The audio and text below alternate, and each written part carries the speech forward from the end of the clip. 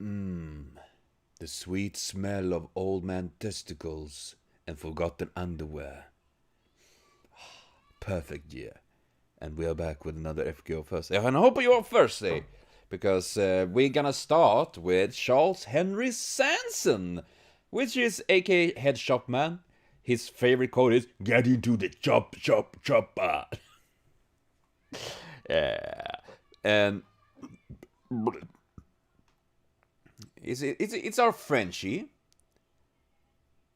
Man, I realized that. I realize now that he's you know, the brim of the jacket is kind of like his sword, isn't it? Isn't it? Yeah. It's shaped similar to his sword, or a huge dick hanging down. But I assume it's gonna be his sword. Actually, the first time I see his art without the coat on. Wait, does he have belts between his boots like that? Won't that hinder his to be quick movement quite fucking a lot? I feel like that is a massive design flaw for an assassin, especially if you want to be able to run and move quickly. Just tangle yourself and like, I can only make small movement. I don't know why. The three dots on the blade looks like a surprise face. That is what everyone that get executed see the last time. Like, what? And the shoulder pads is actually kind of cool, but also I'm kind of concerned because I just imagine like Maria is like, "Everyone clap your hand," and he's like, "Yeah." I mean, he would kill himself with that. I'm just saying.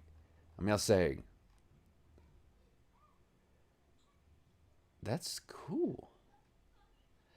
It is. Isn't this like the first time we actually see an MP in the art?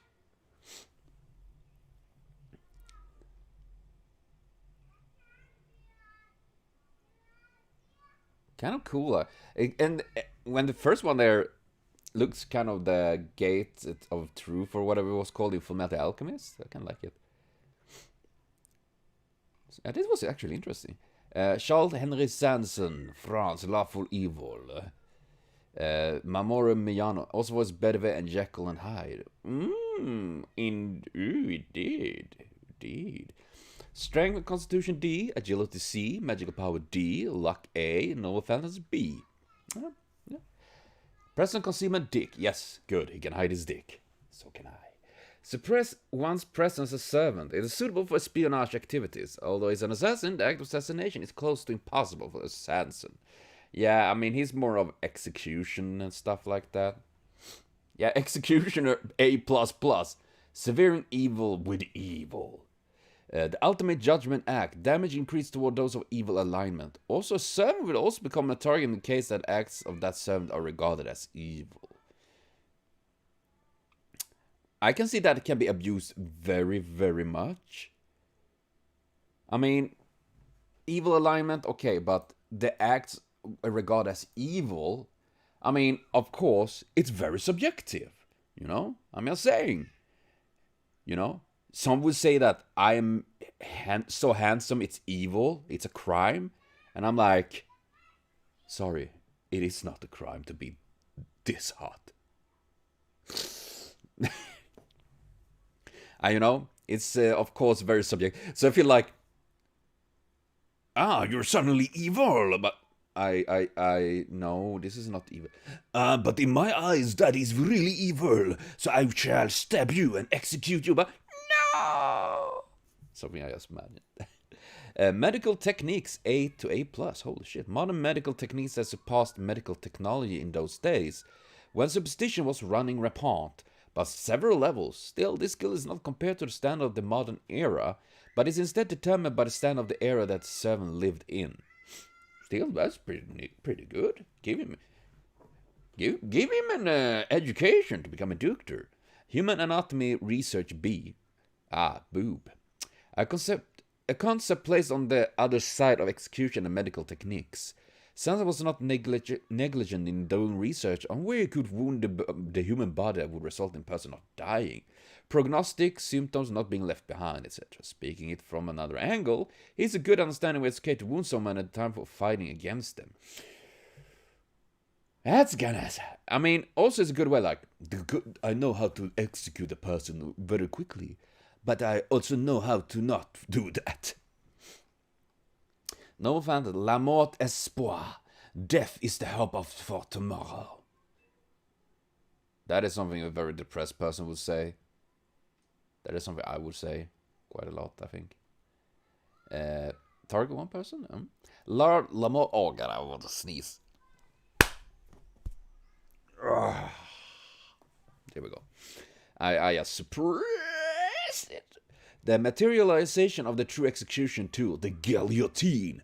Whether or not it can be avoided is decided not by one's resistance to curses or luck, but according to the concept of whether or not one can bear with the fate of dying eventually. It is a called mental interference type... What? And here also have anecdotes of being executed rather than dying battle undergo disadvantage check. When the true name is invoked with mid-range, the manifestation of the guillotine happens. 1 second later, the guillotine drops and the judgment takes place. In the case that the target failed the check, the guillotine falls without chain and their head is decapitated. Wow. So it literally doesn't give a fuck. I mean, even if you're super strong, you will be like, yeah, either you're getting executed right away or not.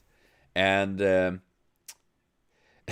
I can't just help though. But according to the concept of whether or not you can bear the fate of dying eventually, isn't it the everyone that it's like 30 and below is like, yeah, just kill me please. So I don't think it would work on anyone. I just don't like that, but but that is pretty interesting. I just thought it was like, he summoned a guillotine, put random person in there, and then like. So it can be like a do or bust ability. Either it's like, yeah, you fuck Gilgamesh, or it doesn't work at all. So it really makes me wonder how well it gonna do actually. I mean, man, I wonder. Personality: a mild young man who dearly loves humans. Sanson hates evil, but not evil people. Okay. He believes in God, but at the same time further understand that God does nothing. Yeah, tell me that. For that reason, he bears a lamentable sense of duty of severing evil with evil. Extremely strict in regard to the law, he has motive where if he is able to achieve victory against an enemy, then he wants the death penalty to be called off. And while he accepts doing battle against servants, he does not kill masters. I didn't know that. And calling off, I'm a bit surprised by that, actually. Motivation. Sanson basically revolves around the position of serving his master with a neutral point of view. However, in the case that his master attempt to coerce him into doing evil deeds done with sheeps, dirty deeds done with... Why would you do that with sheeps? Such as eating souls, it will lead to hostile act from Sanson. Acts that he could include his suicide. Yeah, I could see that happen. Although Sanson appears as a berserk assassin in Orleans, 100 Years of War of the Wicked Dragon, his character on that occasion was obstinate since he had literally gone mad. He does not want to give pain to lawbreakers and evildoers. Even if it was an unconscious desire whether he rather wished for a slash so swift and painless, it gives victims the illusion of heavenly paradise and consideration for the depths. I honestly don't remember. I mean, I assume he was in Orleans, obviously, but I don't remember how he was there, actually. I just remember that Giles Caster, like, summoned Jolter, because, he's very horny and all that. That is, I don't remember more of that part, actually. But... this is, in a way, kind of disturbing when thinking about it. how he, you know, considering that in Salem, how he was like literally like, you know,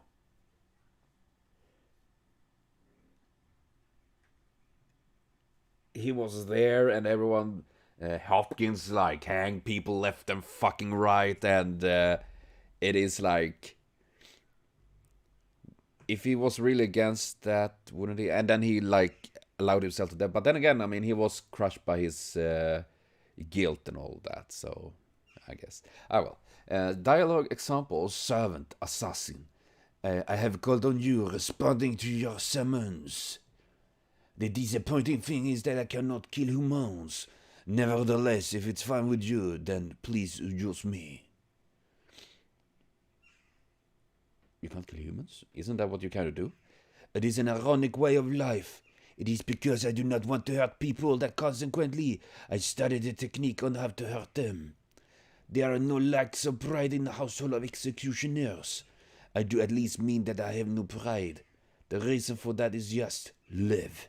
For them at least, for they appear to be struggling in pain, to the point of just before their deaths. Yeah, that seems to be the thing. Historical character. An executioner at the time of the French Revolution. Charles-Henri Sanson was involved with execution of Louis XVI, Marie Antoinette, Robespierre, and many others. Oh, they executed Robespierre too? The reason that more execution got so famous was that in spite of being an executioner's household that boasted a history of more than 200 years, and in spite of being in faction opposed to death penalty too, it was a result of things like being the person to carry out the second most death penalty in history. Well, for being opposed to death penalty, they kind of fucked on that part. The Sanson house was a contradictory existence, having lived while being financially blessed despite having a low social status as executioners. Even when the country turned around because of the French Revolution, a verdict of innocence was handed down against the execution of the Sanson house, which had continued for a generation.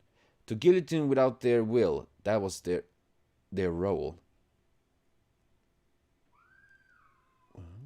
Charles-Henri Sanson, just then in a turbulent time, became the executioner, Monsieur de Paris.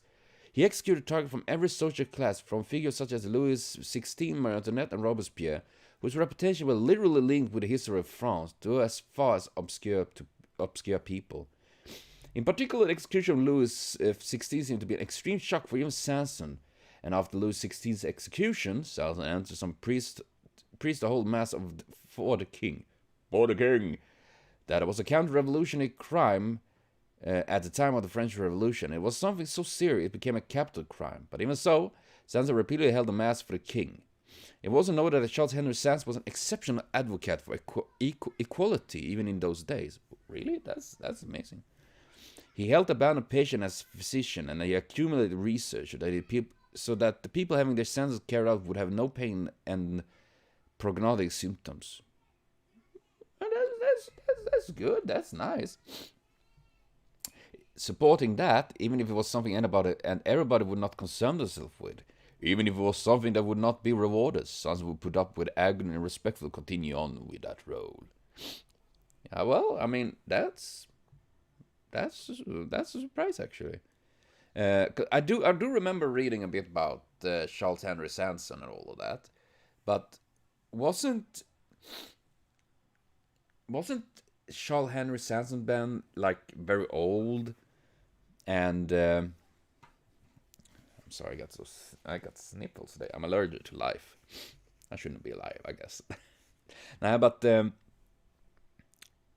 wasn't he like older, and it was like his son or grandson that was the one that actually pulled like a lever, like I think.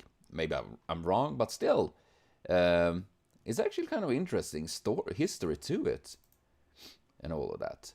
How like they're like almost like a noble family, but not, because they are like royal executioners and stuff like that. So that is pretty interesting. Connected with other characters, Marie Antoinette, as everyone knows, a respected and beloved queen, maiden and eternal existence. For what reason did Marie leave those words behind to Sanson without even any fear of sword just before her execution? those words behind? Does it mean like, wouldn't they just everyone should eat cake or something like that?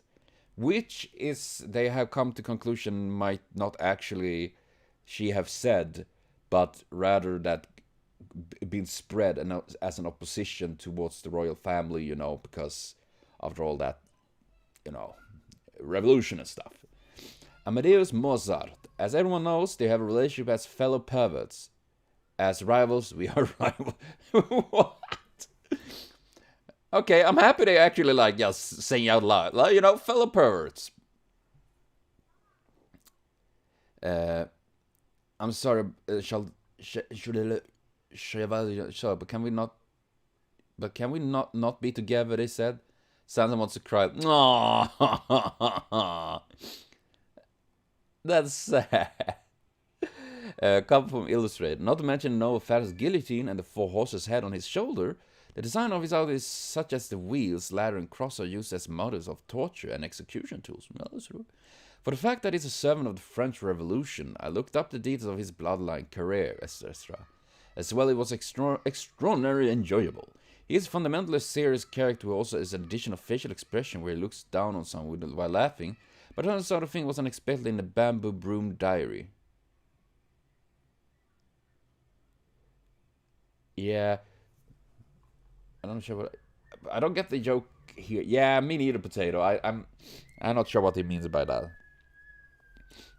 I like his character on paper, pun, but I think it wasn't very well shown in the game yet. Yes, yeah.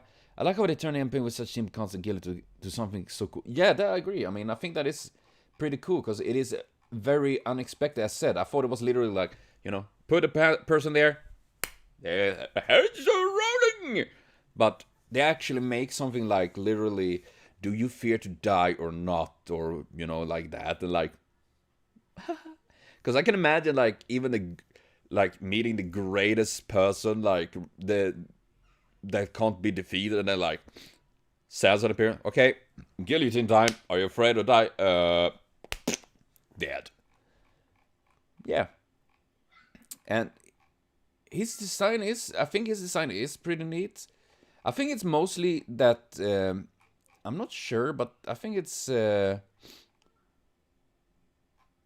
what I can find is that there's too much, you know? The sword, you have this weird, the colors, well, not the colors, but, the jacket, the coat, and the shoulders. It's a lot of things going on there that at times I feel like can be a bit too much. I mean, I don't hate it, definitely not and all. I think it still is cool. But just very much. And I think it's something like you need to get used to, so to speak. That is something that you grow attached to. And the boots thing is still very confusing to me. Like, that feels like that's gonna be a major problem. But on paper, as Potato said, it is a good character. I think he is good.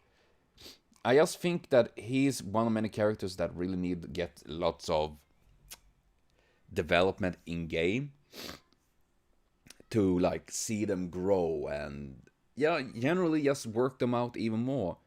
Because as in Salem, it was this like very at time confusing how he acted and how. I mean, if you think about it that way, he I can understand the idea that he's crushed by the guilt of have taken life of Marie and many others and all of that. But doing what he did in Salem, he indirectly helped Hopkins pretty much. I mean, he didn't stop Hopkins from executing lots of people. So I think that is in a way counter each other there, you know, so to speak. At least what I think. But in general, on paper and as a character in general is pretty cool. I like him. I just not very good at using him though, but not shabby, not bad. Man, I'm not sure what's going on. Why I'm all sniveling, sneezing today. I think it's because I haven't got much sleep lately. Been really insomnia is such a bitch. But the next one is Phantom of the Opera. Christine! Oh, God. Phantom of the Opera, I can say right away, is a character I never really enjoyed. He looked fab though, but kind of freak as well, which I kind of like, because it makes it, you know, the idea of Fred of Scissorhand here. But, you know, wait, what? Oh no, he turned hot suddenly. Oh my god. What? Seriously, he look way better here. Seriously.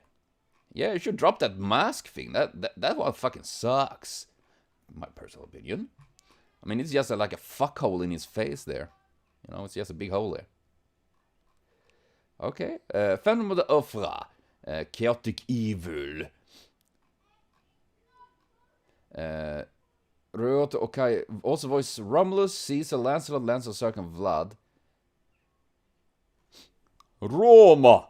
God damn, I could never expect that. Yikes. Strength B, Constitution C, Agility A, Magical and Luck D, and Noble Fantasy B. Class skill. Present Concealment A skill that suppresses one's presence as a servant. Suitable for espionage activities. It is nearly impossible to detect if one suppresses their presence completely, but the rank of present concealment drops greatly when preparing to attack. Personal skill, mental pollution A. Oh well, I got a mental pollution AX. I'm just saying, because anxiety and depression working here. Really. And of course, fucking camera freezing. Oh, damn it. Yeah, damn it. Mental pollution 8. Due to possession and distorted mentality, it is possible for one to shut out any mental interference magecraft. Oh shit, so thanks to my all that shit, I am immune. One is not able to come to mutual understanding with individuals who do not possess a mental pollution of equivalent rank. Well, that makes sense, I guess. Beautiful voice of captivation B. A natural constitution of having a beautiful voice. It works as a magical charm effect towards female, but evasion is possible with magic resistance skill. Even without magical resistance, one can abate it to some extent so long as she maintains a will to resist. Using this beautiful voice, the Phantom converses while openly seeing like he was right there on the stage of the opera house. Okay, so innocent monster Dick. A monster that had its way he's passed out to be distorted according to the...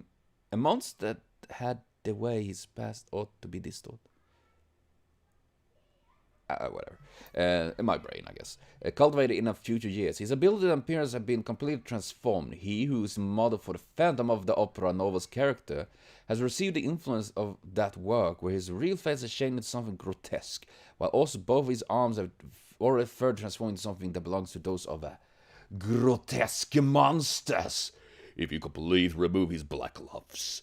Claws are even sharper and more dangerous, and larger knives are stretched out, and both grotesque hands become exposed and open. Should be white. That's racist. Yeah, I mean, he looks so nice there. Look at that smile. And then he's like, Freddy Krueger, like, I'll have to go much. I'll have to go much. Noble family, Christine, share my love song shall resound even in hell itself. Yeah. Anti-army ranks 200 people, oh my god. An ominous and gigantic musical instrument that is much like a pipe organ, constructed by combining some of his former victims' corpses? Maybe the sinful deeds that Ryunosuke Uryu attempted for trial and error has already been completed in the 19th century. Yonosuke, isn't that the guy that summoned Bluebeard? Isn't it? Or maybe this is the image of the cruel and mysterious person of the time of his materialization, sublimed as a noble phantasm.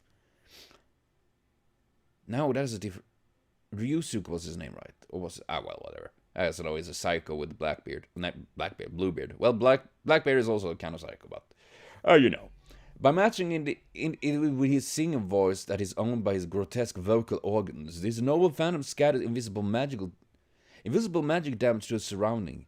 For the phantom himself, who is performing, does not take any damage from the attack, because it's an attack done not for sound, but purely through a radiation of magical energy. What? It is possible to block it with defense and magic abilities. Equipped armor and the like also work effectively. It's B rank in game. Okay. That is actually pretty interesting. Like, you know, I just imagined first it was sound, but nope. It's like magical radiation. Holy crap. It's like a fucking nuclear radiation station with magic. God damn, that's pretty hardcore actually.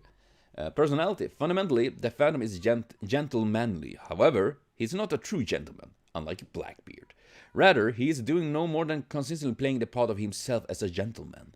An enormous sorrow and anger has been hidden beneath his mask, and he is deeply conscious at that once they start to overflow, a tragedy will be brought forth. The Phantom constantly works to restrain himself and kill those impulses. Wow. While holding conversation, he openly sings to show that his suppression of these impulses is being effective. But if he stops singing, evidence of his real nature as a Phantom of the Opera, a figure who will become a slaughter, if it is for the sake of his purpose, and someone who is cruel and insane enough to deal with obstacles in his path by eliminating them, will begin to appear. The Phantom-like girls with beautiful voices.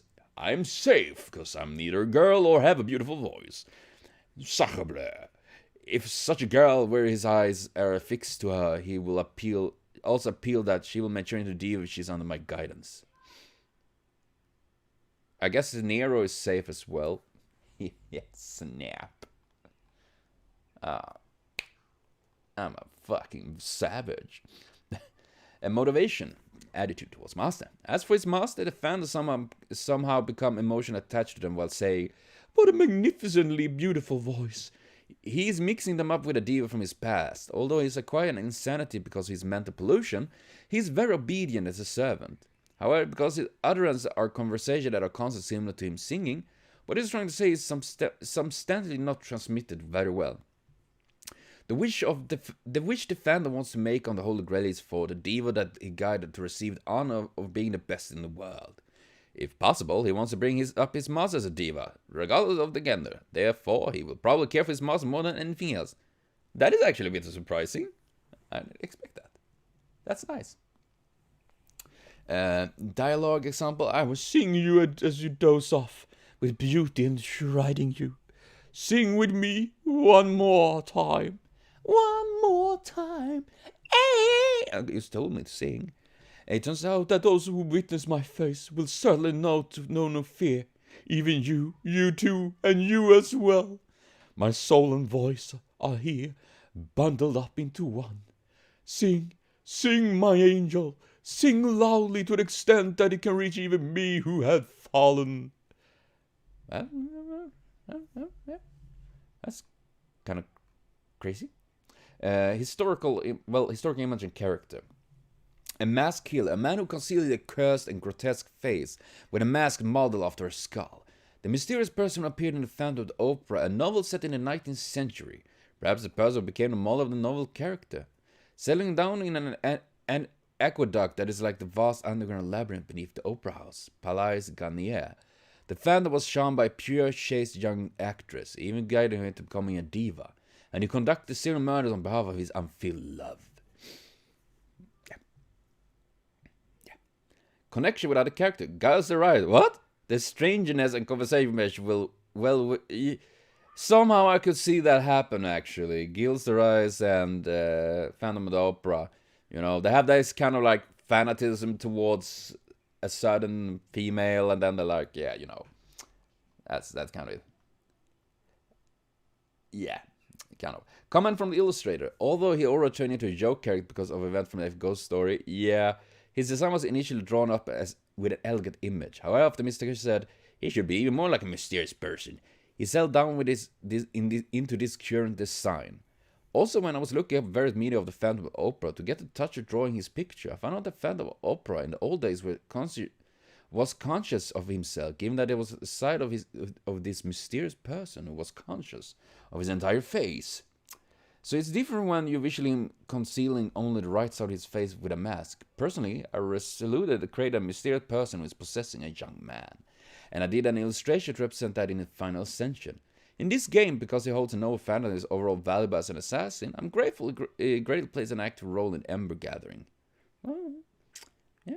Potato. Valuable as in the only AoE assassin in the first stage of the game, if I'm not mistaken. So Phantom understands his murderous persona and tries to kill the impulse that will lead him to such path. To show others around him that he work he's seeing plus respect, yeah. Still want to use him. He's nice, I use it. I'm gonna say, well, I guess I'm not a really big fan of Fan Mode Opera. Not game mechanic and all of that, you know. I actually haven't used him really much in the game. The main reason why I don't really like him is mainly because, you know, he become kind of meme like, oh, Christine. That literal, you know, he's one of these characters that really need to be part of a story to evolve his character, because when reading about him, I think it's actually is interesting, like how he tried to control the impulses and how he like start to care very much for the master because, you know, he want to make them become a diva. You know, that is actually interesting, but we really don't get to see that in the game. You know, instead we have just mostly like, oh, Christine. The crazy part, which obviously makes sense considering he is a bit crazy, but still. He kind of suffer a little bit from the, you know, Blackbeard kind of problem that in the game they have focused mostly like the comic relief, so to speak, or in this case, the crazy part, like Christina part of Phantom of the Opera. Same with like Eric is like literally da da da da da da. Which is not a bad thing, but you know, it's still just da da da da da da. It could be more like da do di da, do do do di. You know, shade it up a little bit. And his design, first time I saw it, I was like, yuck. And it still is not like my favorite. Especially, I don't like this hat for some reason. It's just something that just gives me. But I kind of like the cape and all that. That looks really cool, actually, giving this mystery. I would say this, why, can he look like this? Because holy shit, this is hot! Hot. I mean, obviously, maybe not as Phantom of the Opera mystery as this shit, but yeah. Still, I think it's pretty interesting. Still, though, not one of my favorite servants. I wish to see more in the game, though, in the story, where we can work more out, flesh him out a bit more. Because just as many other servants, sadly, he really needs that to generally become a more character of him. I think that is a major problem when there's so many servants and there are generally a bunch of servants that get a lot of spotlights. I won't mention any names, but some of these old ones. That is why I'm so happy when they're using like some of these older, lower star servants in the stories, because it really helps to, you know, work them out. So. But yeah. But yes, so that was Phantom of the Opera. Okay character, not my favorite. Still, I need to try him out a bit more as well.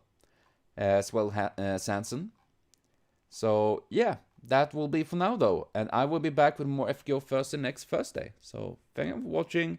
See you later on. And have a continued super great day.